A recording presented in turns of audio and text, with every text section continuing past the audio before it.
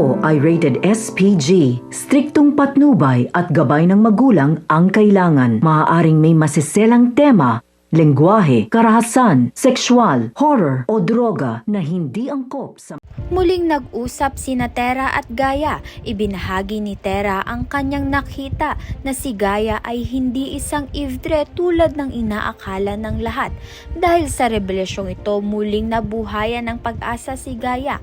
Nakita niya ang posibilidad na maging normal ang kanyang buhay at tuluyan na ngang maggamit ang kanyang lakas upang makatulong sa mga sangre sa kanilang nalalapit na laban.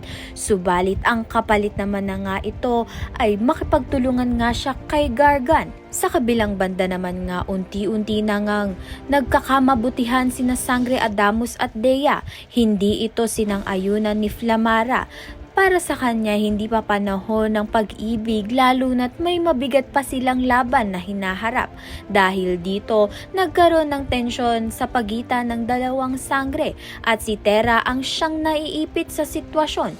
Pilit na inuunawaan ng magkaibang panig habang pinananatili ang pagkakaisa ng kanilang grupo.